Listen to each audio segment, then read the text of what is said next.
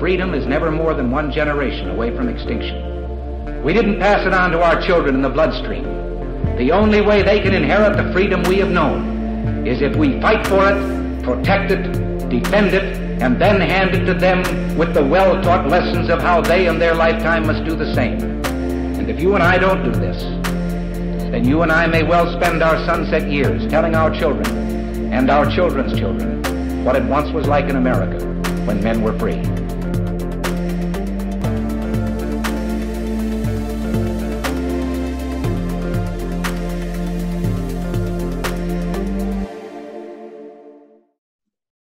Hey everybody, welcome to episode number 182 of Gun Freedom Radio. I am one of your hosts, Cheryl Todd. And I'm the other guy, Dan. We've got a great show today. It's about quarantine. Quarantine. How you liking that, babe? Well, I'm fortunate. I still get to go to work. This is true. This is for true. A long time. I mean, a lot of time. I get to spend a lot of time at work. I have actually never seen Dan spend quite this many hours at work as he is during, I don't get it. I mean, uninterrupted time with moi? I don't understand. I'm going to work right now. Actually, there is this, like a video meme I've seen out there. A guy's being asked a question. And it's like, would you choose A, quarantine time with your wife and your children, or B? I'll take B. And he says, yes, yeah, I'll take B. I don't even know. Living with snakes and scorpions, I don't know. What if option B was to live on the Tiger King Ranch? And there is that's a whole topic right there one of these days. Yeah. Anyway, yes, we are talking about quarantine. We are talking about that with our daughter, Cassie Todd-Jameson. Now, a lot of you know that, of course, we own Gun Freedom Radio, but we also own AZFirearms, your nationwide hometown gun shop. But we also own an auction house that Cassie is the manager of. Talk to us about that real quick, Cassie. What is that auction house? It's an auction house. We have antiques, guns, coins, jewelry, art, collectibles, jukeboxes, a whole bunch of stuff. Does it have a name? And normally our auctions are live and online, the first and third Tuesday of the month. But in quarantine life, we can't have people at a live auction, so we're navigating that right now. What would that name of that auction house be, Cassie? Pot of Gold Auctions, POGauctions.com. Nicely done. So, yeah, we thought that we would take this opportunity and just talk about what has life been like since everything has changed and this COVID-19. What kind of disease or virus or whatever pandemic, how many names does this thing have anyway? Right? It's like, it's the COVID-19. It's the corona virus. It's the Rona, right? Are there any other? I heard that. Oh my gosh. Yeah. That's the thing right now. The Rona. Don't get the Rona, and don't let the Rona get you. But everything is upside down. Just totally upside down. This is really weird. I wake up every morning and going, this has got to be a dream, right? We don't really know what's going on. We don't know. You know, I saw a video yesterday. It said that it showed some hospitals with nobody in it. And, you know, is that the truth, or did they lie? Or what? I know. One news thing shows us, you know, or wants us to believe that there's gajillions of sick people lined up and not be getting help. And then the next one shows us empty corridors. So we don't know. We are left to just try to make our best judgment, do the best we can to keep ourselves healthy and ourselves safe and our staff healthy and our staff safe. And it has been as difficult for us as it is for everybody, because I like what Mark Cuban said. Mark Cuban said, we are making imperfect decisions based on imperfect information. And the best we can do is err on the side of caution, maybe extreme caution. I tried to find my tinfoil hat, couldn't find it. So I went to the store to buy some tinfoil and they didn't have any. So it's like all is lost. Man, gone with the lost socks and all the toilet paper, I guess. So but, what we had to do, Arizona had that super quarantine where no one's supposed to leave their house unless you're an essential business. And of course, AZFirearms is an essential business. But I got concerned, when you do a transaction with firearms, there is, a lot of hands-on, touching pins and paperwork. Absolutely. So we basically have decided to. Well, we're going to get there. Yeah. So just hold on. We're going to get there. I wanted to actually pass it over to Cassie for a second and have her talk to us about before we ended up in quarantine life, our two businesses had a huge changeover. One of them moved to a new location. The other one expanded. So kind of lead us through that, Cassie, because we have been in a huge season of change for the past, I don't even know how many months. Yeah. Well, first of all, two of our businesses used to be under the same roof, two separate entrances, but under the same roof. Our teams were very close. It was a nice cohesion between the auction house and the gun shop to be under one roof, but we were crammed for space from the moment we opened. But we, after, 14 years, we decided to expand. Dad found, he's been watching a piece of property for years and saw that it had become available, and like a vulture, dove in there. Like a vulture. Did you hear what your daughter said? Oh, Like man. a vulture. Yes. So there's a piece of property yes, that is you. I think that's an accurate description. I'll use the old language that my daughter used to have when she was 3. I want it if I want it. Yep, I want to if I want. True. So in August, we moved the auction house to that piece of property, which is so much bigger for us, better use of our space too, because we have cars. And when our first auction back, we had 4 vehicles, I think, a ton of furniture. And so we have lots more room, which allowed for the gun shop to move into the old auction house space. And so in August we moved over, and then in January the gun shop moved over, and we can even have our howitzer cannon right in the middle of the floor of the gun shop. It's very cool. That is very cool. And so splitting the team, that was a big decision for us, because we've always been one big family, even though we were 2 separate businesses. I still don't like it. I know. We have to work a little bit harder on keeping our culture a very cohesive we thing. So then, Dan, talk to us briefly about that expansion, because and how you put family to work that was here to visit. That's a true story. But also about how that almost didn't happen.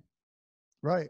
We I don't want to go in too much detail over that. Well, sure. Just it was a bad time. There was a time we thought, okay, the gun business is just not profitable, and we may have to make some adjustments. But so what happened is I had the big auction house that was available, and we had been doing nothing with it, and we're in a little 1,200 square foot gun shop. Mm-hmm. So my relatives were in, Cheryl's brother and their family. And we're just sitting at the house one night, and I said, hey, what are you guys doing tomorrow? And they said, nothing. I said, you want to work? So I put every one of them to work, and we moved the small shop into the big shop and got it done. And we're still not done, but we're still working on it. Well, we got a lot done too. We got a lot done in that, 10 hours that we were there? Right. So we went from a 1,200 square foot building to a 4,000 square foot building, and we have the 105 howitzer out front. We've got inside the building, we have Gatling guns. We were able to move our gunsmithing area into the new building, which instead of having it in a 40-foot connex outside, which is kind of nice. So been a lot of changes, a lot more stock, a lot more room to breathe.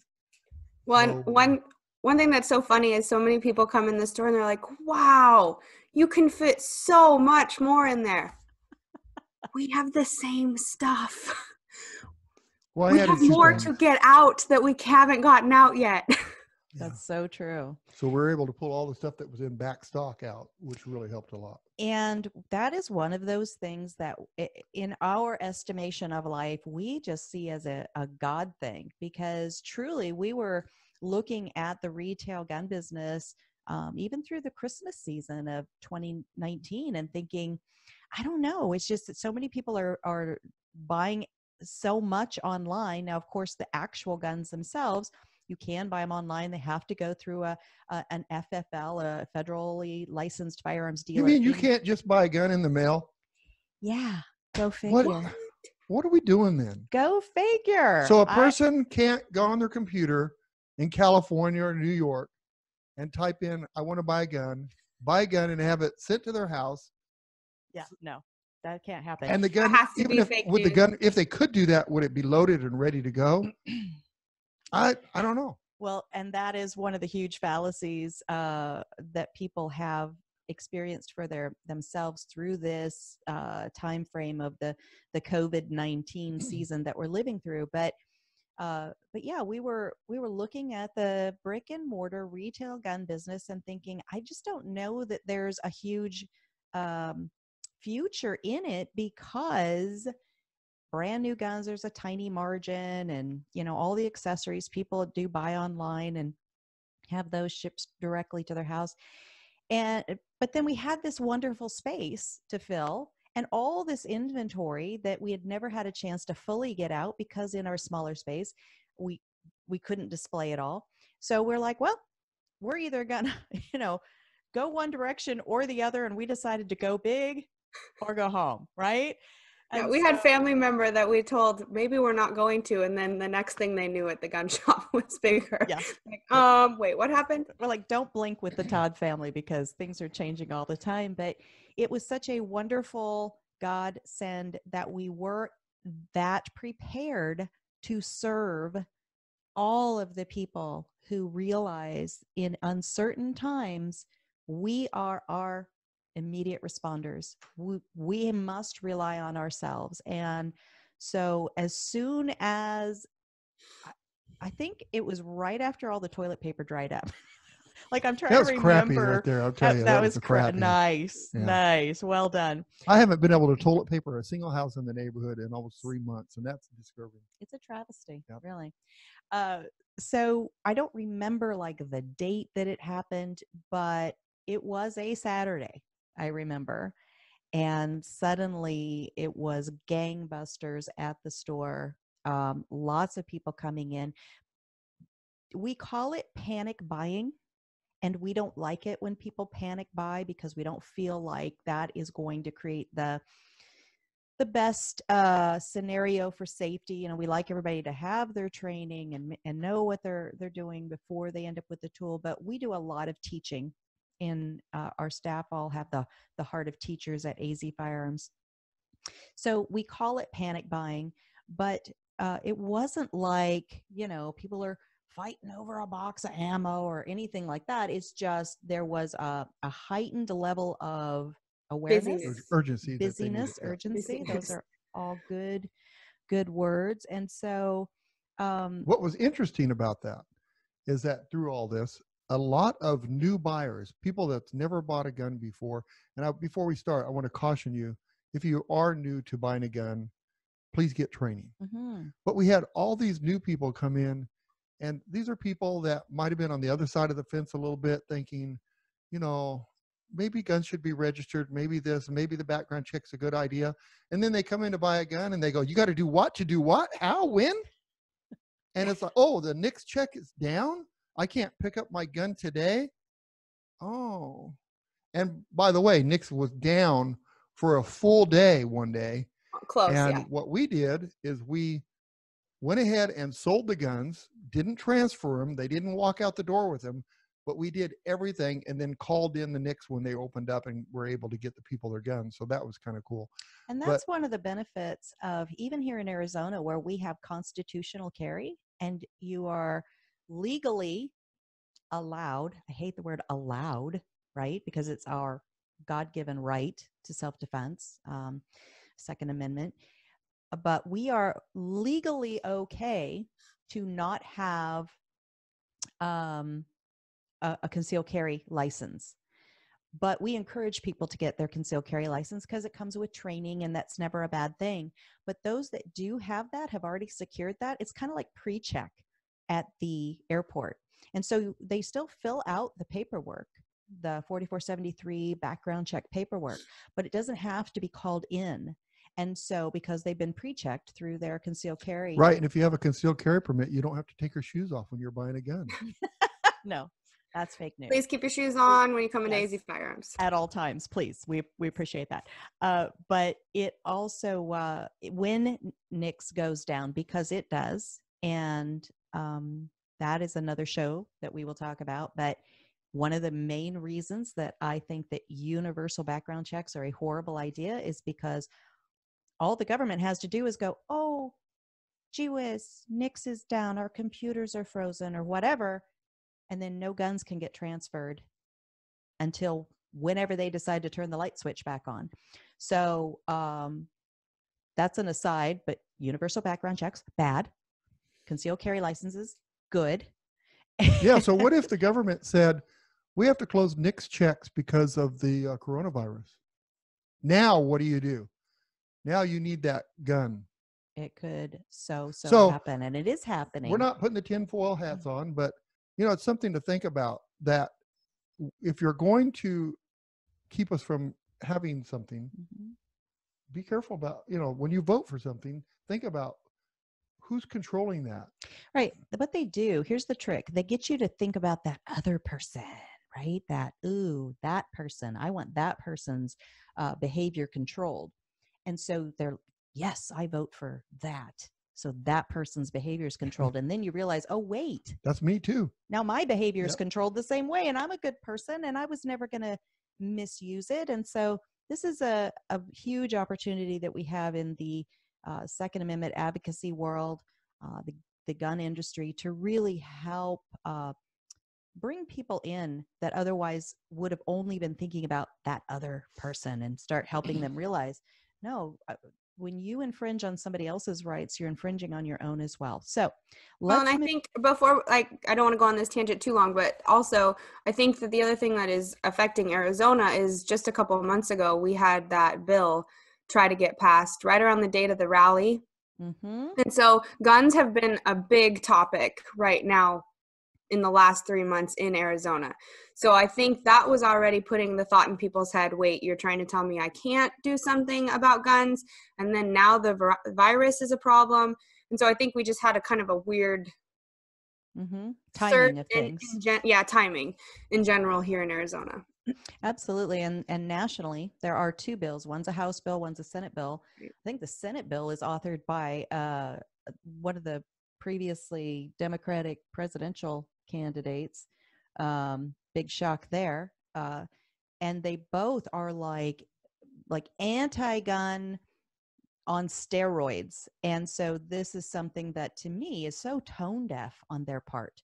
Like, why would you be introducing this right now when, literally millions of people are realizing how important those rights are? I think they think we're not paying attention to it because we're just watching the virus stuff. I would say that virus out of every 10 people that walked in our door during this mess, 3 or 4 were brand new. Yeah.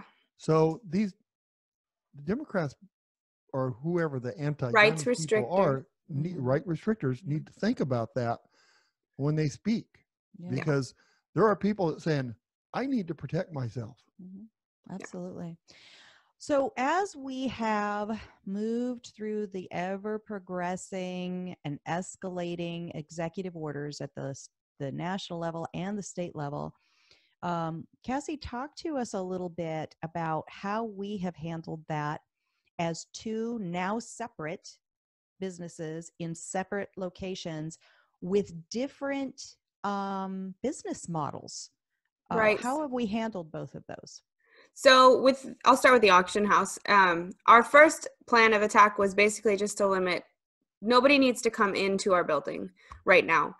Really, the only time people have to come into the auction house is when we have an auction, and then after the auction to pick up their items, or if they have stuff to consign.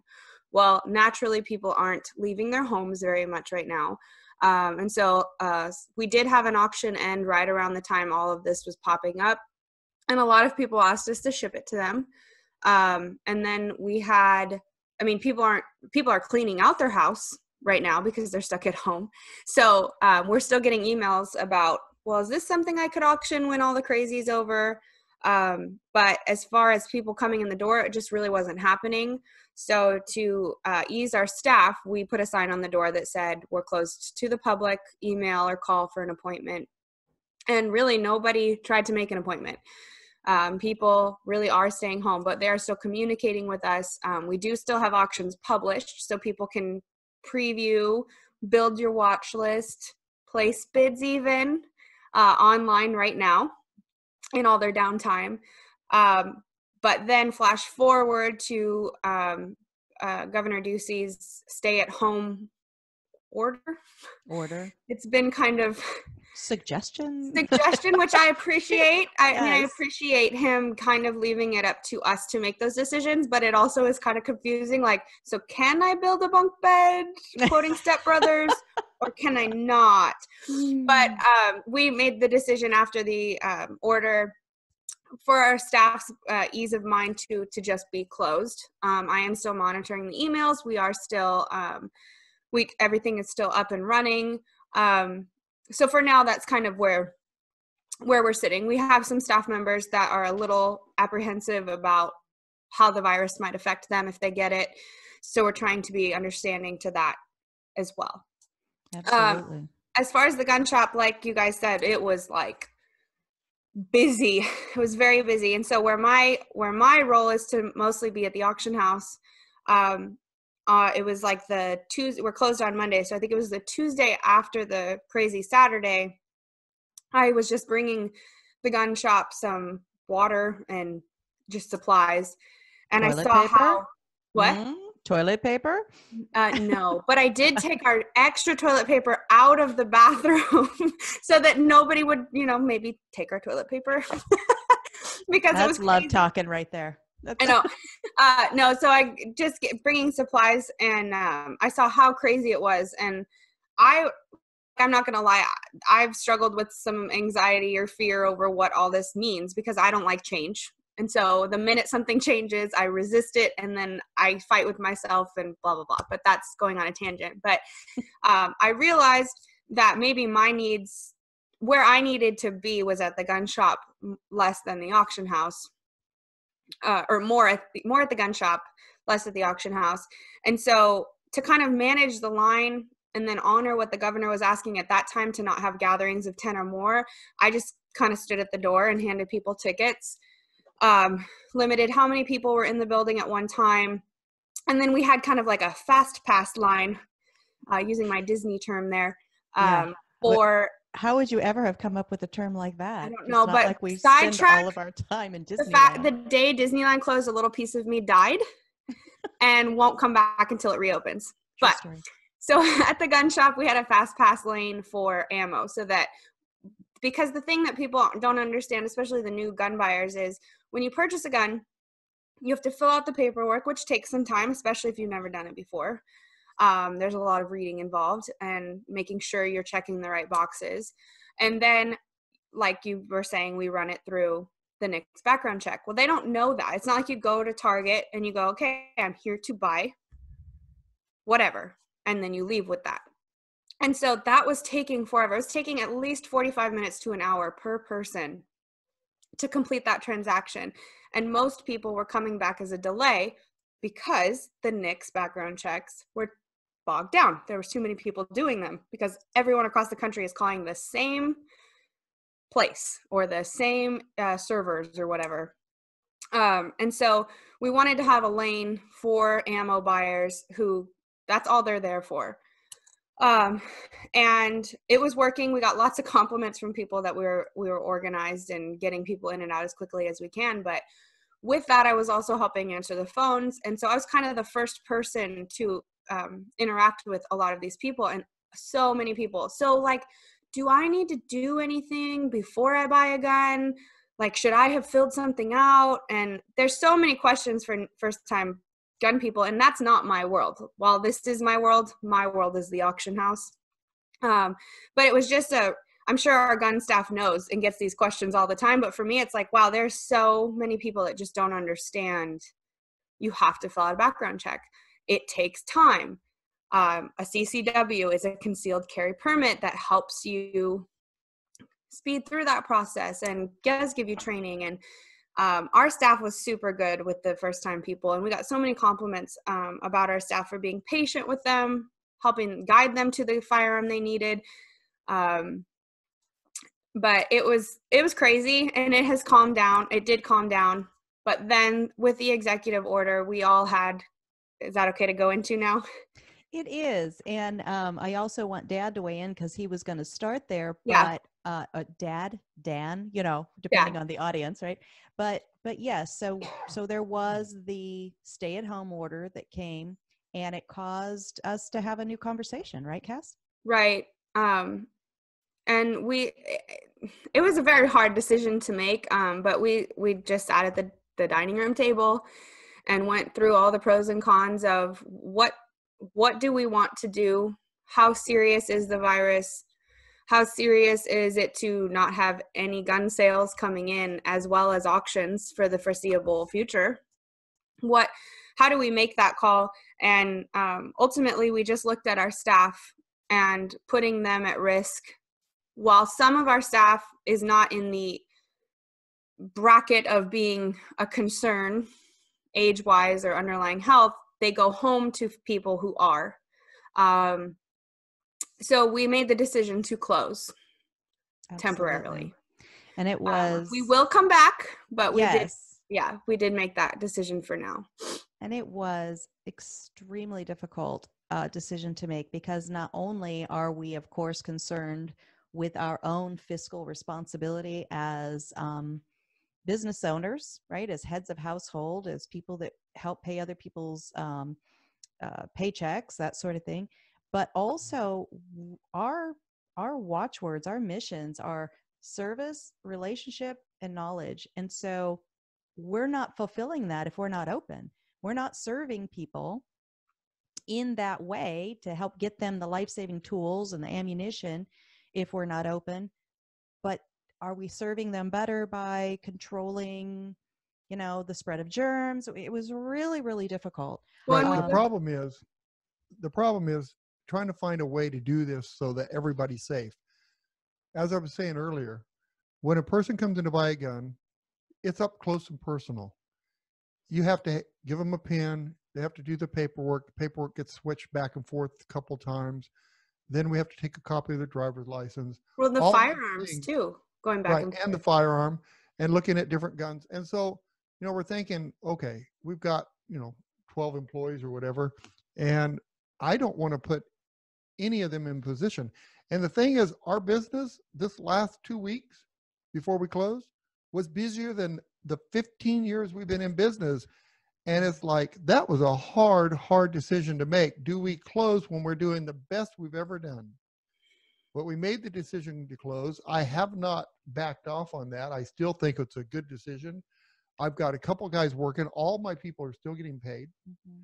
And I'm rotating them to get some things done. We still are having layaways picked up. And, if you have a transfer coming in, if you go by email, we'll take care of you. We're not answering the phones right now because everybody is, I have a question for you. Okay. You have 9mm ammo? I'm sorry. We just sold out our last box. So you don't have any 9mm ammo? No.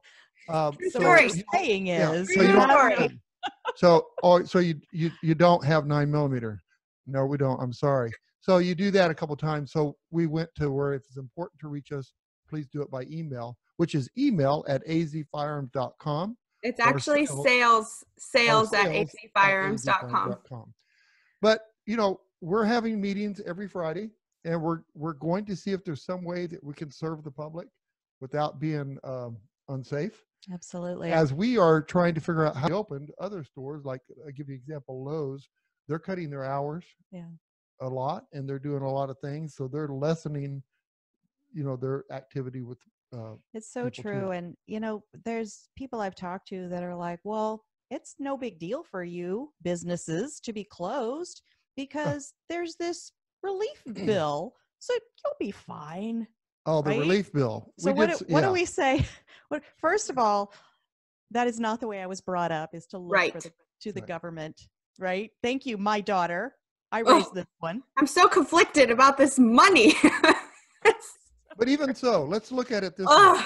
As a business owner, they're going to give you 2.5 times your payroll.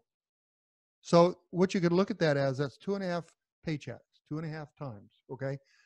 Well, what about, I'm not asking for a handout from the government, but what I'm asking is for people to consider how long you can continue to pay your employees and do everything, because you still have rent, utilities, insurance, alarm, everything. Alarm is a key. Mortgage, and so on the building. Yep. So as it does help, and I think it's better that they do this than put people on unemployment. Yes.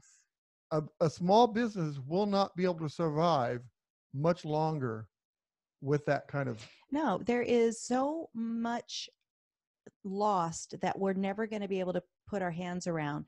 The cost of lost opportunity, we will never know, right? And while all of this is happening, which is kind of my next topic I want to go into, is the long range implications of this. So as we're moving forward, and let's say the quarantine is lifted magically next week, right? Well, there's already, thousands upon thousands of people, maybe millions at this point. I can't remember what I saw last on the jobs report, who have lost their jobs. And it's going to take them a while to catch up, even though there's this magical $1,200 check or something that's coming. Who knows? It's going to take them a while to catch up and get a rhythm going again. And so, Cassie, are people going to suddenly say, the first thing I'm going to buy is an antique and a collectible from Pot of Gold auctions? Right. I mean, like right now, people are still bidding on the coins that we have coming up, and the firearms that we have coming up. And so I think that like those kinds of things, they'll always have some value. Now they might go down in value because of that, but yeah, like people aren't spending money on pinball machines and antiques and collectibles right now. And when they do have the money to spend, they're going to go get haircuts.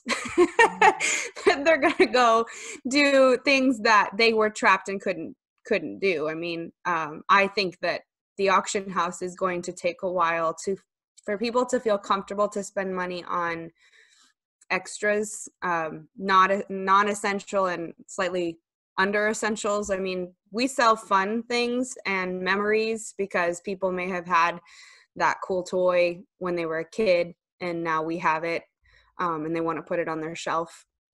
But yeah, I think it's going to take a while, which is unfortunate for our consigners who we've had this stuff for a while.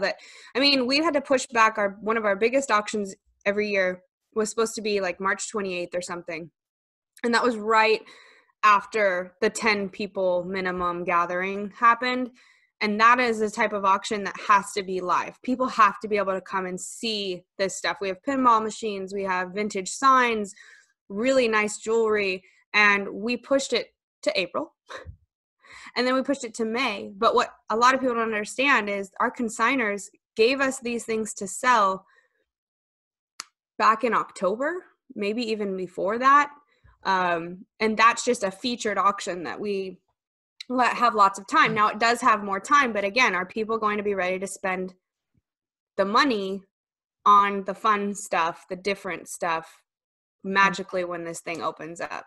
And that we don't know and we can't really anticipate. But so Cassie, what are you going to do when we know everything's clear? What's the first thing that you're going to do when there's no virus? Well, I would be at Disneyland if I can. I mean, I knew that. I don't know why I asked that. It's what going about to be you, the Cheryl? cleanest, most like pristine that Disneyland could ever be the first week it opens, and I guarantee it's going to be dead for like a month because people are still going to be afraid. Yeah. So, and I want to get my nails done because you can't do that right now. I'll do your nails for you. No thanks. I've got a grinder out there. Oh my gosh. So Cheryl, what are you going to do on the first day? I actually have not given that any thought. I mean, we do everything as a family, so obviously Disneyland, but really I think where my heart is leaning is I'd love to go to Pacific Beach, one of our favorite places, the ocean. Yeah, the ocean. Why is the ocean closed? Why is the ocean closed? Who It's like closes this- the ocean? Mine's going to be, I'm going to go to a restaurant and I'm going to sit there until I have to go to the bathroom. I'm just going to sit there until I have to leave. You just miss going out to dinner. What does I'm that say about my cooking? Do you want to talk about that now? Are we gonna wait? Even since it's what days? You did cook one day, didn't you? Whatever. We've all cooked, and that's one thing I have to say is that we're very. Look at this expression on my face. But my daughter did bring me grandbaby cooked chocolate chip cookies. Yes. Which were yummy. Yeah. So, and that we're very fortunate that we can still be together. There's a lot of families that can't see each other or can't be around each other for the quarantine, but we live close enough that I'm in their living room right now. My house is not this fancy or this clean. I have 2 children, but we are able to have dinner together and play board games together. And our daily life has changed, but the things that we like to do together, we still get to do. Except go to Disneyland. Except Disneyland. That's a huge blessing. So I think, we should probably start wrapping up, and if there's anything that we didn't talk about that's important to either of you, let's definitely lean into that. But I want to think about, what have we as business owners, as individuals, as a family unit, what are the good things that we've seen, that we've experienced, that we've learned during this otherwise extremely stressful time? I'm always looking at glass half full, and some days it's been really, really hard. There is some good things that's come out of this. Families, we went for a walk a couple days. I have never seen so many people walking in the community with their dogs and their kids, and the kids riding the bikes behind and wrecking and falling. And it's just really cool that their people are getting out. But to me, the best thing is in the firearms part of it is how many people climbed over that fence because they feel, wait, I do have a right to protect myself. It's not that they don't believe in the police, but face it, if we come into a national disaster such as this, we don't know if there's going to be enough police around. Well, and they're already being told to not do certain things. We're hearing there's communities where police officers are being told, we don't have enough, or we can't risk our people getting it too. And so that's scary enough. Yeah, absolutely. Cassie, what's some of the good things you've seen? You follow a lot of people on Instagram, a lot of influencers and that sort of thing. So, globally, what are you seeing? Locally, what are you seeing? And like personally within our family, what are some of the good stuff? Well, I think it's just cool that there's so many like small businesses that are helping each other. There's places that make toddler dresses and things like that are now making masks and donating masks to hospitals. And while it's not the medical mask, it's something. And a lot of the people I do follow are from the Disney community. And so there's Disney masks, which help, especially if people are working with kids, that might make that feel a little less intimidating. Seeing that people are just willing to help one another. There's people that I follow that have art that they've turned into coloring pages that they've given out for free. And I love to color, but also my girls love to color. So that's something we can do together. There's a lot. Everybody is kind of having to shift their focus and establish kind of a new normal. Our church they were one of the first places that had to immediately adjust. And so they're doing their services online, which I think is kind of a unique opportunity for them, because there's a lot of people that might be afraid to walk into a church, and they get to preview it online from the comfort of their own home. That's a good way to put that. Yeah. And so that's kind of exciting for them, but it's also we're just finding new ways to interact with people. And I think everyone's just a little kinder because we're all like in it.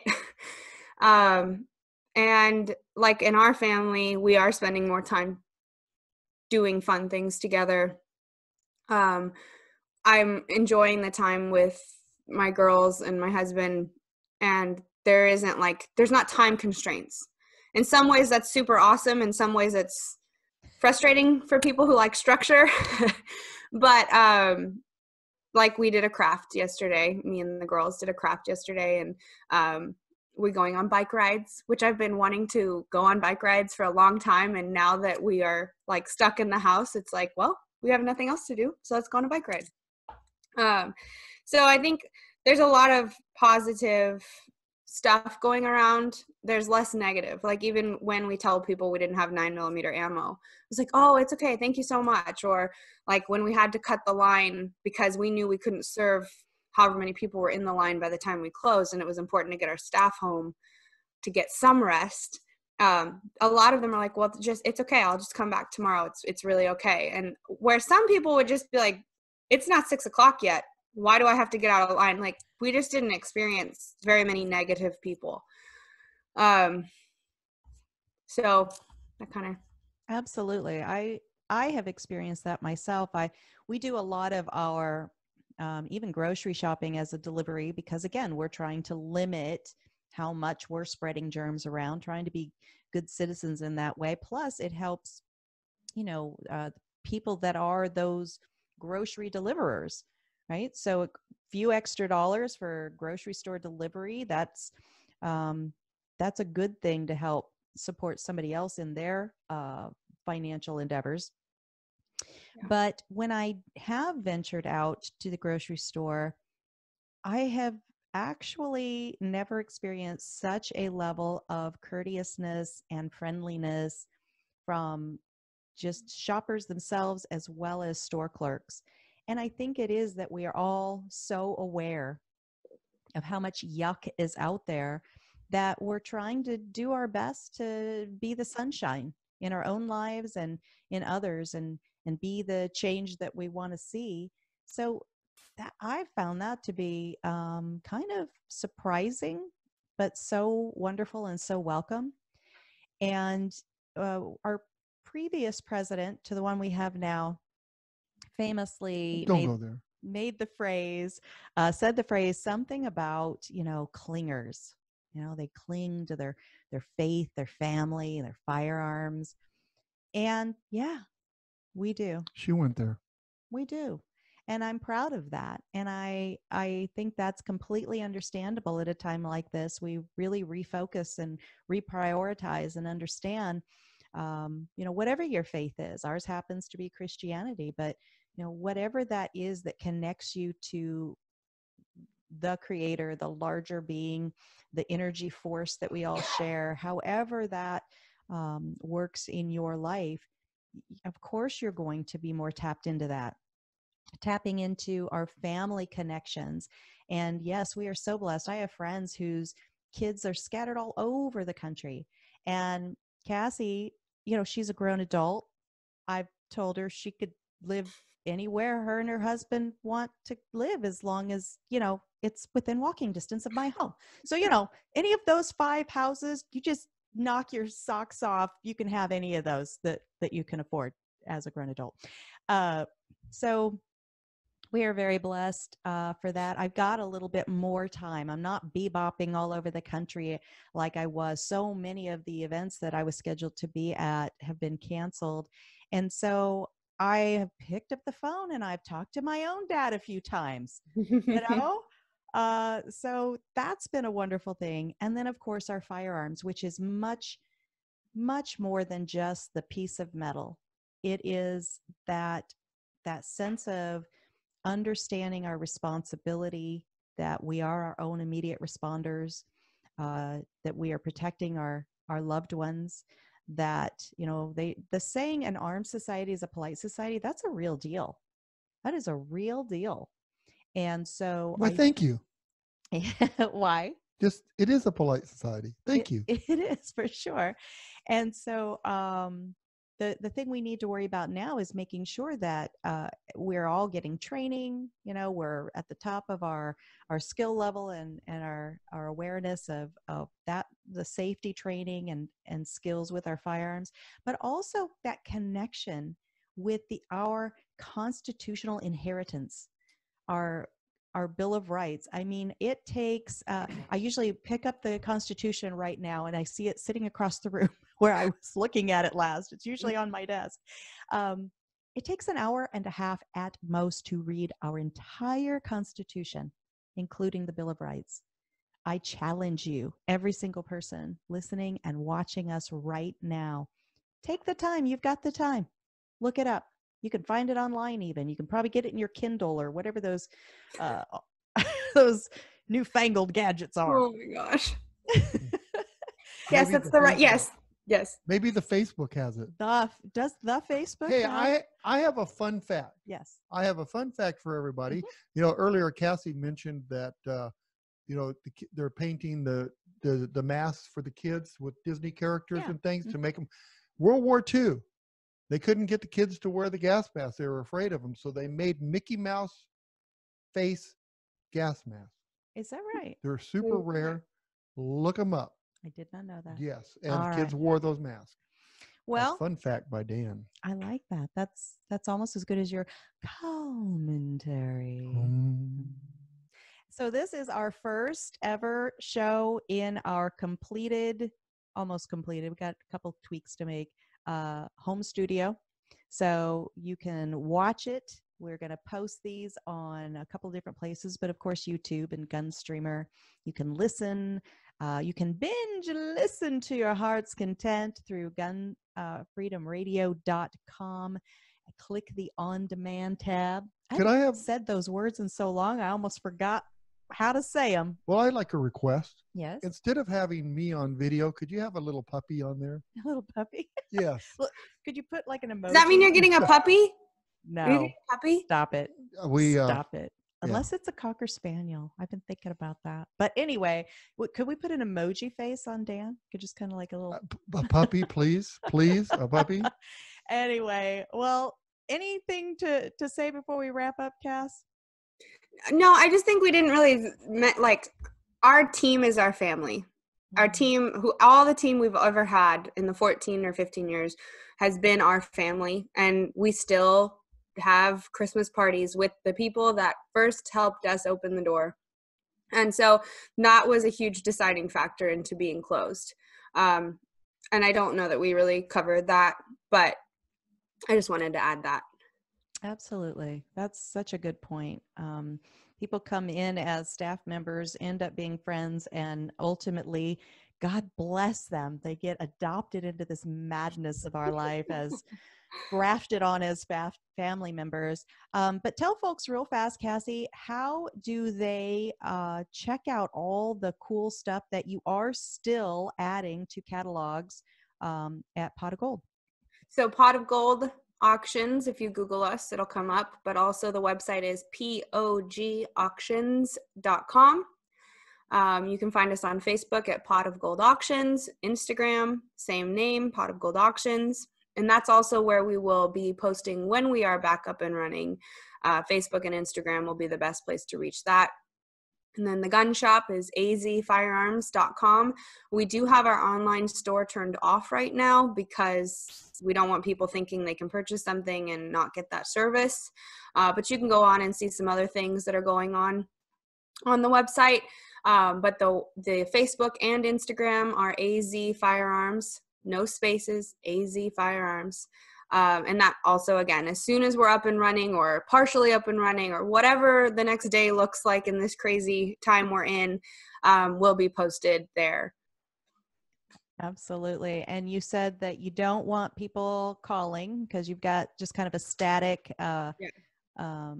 recording there, but no one actually calling people back, that sort of thing. So how do they reach out for the auction house and then the gun store if they have a burning question like, so you're saying you have no 9mm? Yeah. So yes, you can. We have it today. Oh, we do have some. We have it, but we're not open. But we're not open. Yeah.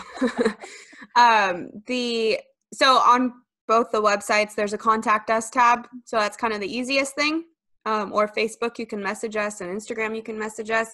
But the email address for the gun shop is sales@azfirearms.com. And the auction house is auctions@potofgoldestate.com. Awesome. Fantastic. Cassie, thank you so much for all you do to help grow our businesses and care for our team and raise our grandbabies. Thank you for all you do, because if you guys didn't, I wouldn't have the cool job I have. That's awesome. So thank you so much. And Dan, any parting shots? Any bad dad jokes? Oh, No, I don't. You caught me off guard now. Oh, phew. Okay, there's the trick, Cassie. From now on, we always catch him off guard, so then he won't have a bad dad joke. All right. So until next time, pray for our nation. Pray for our leaders. Excuse me, all of them? All of them, Dan. How about just one side? Even the ones you don't like, especially the ones you don't like. Okay. Be good to each other. God bless. Have a great week.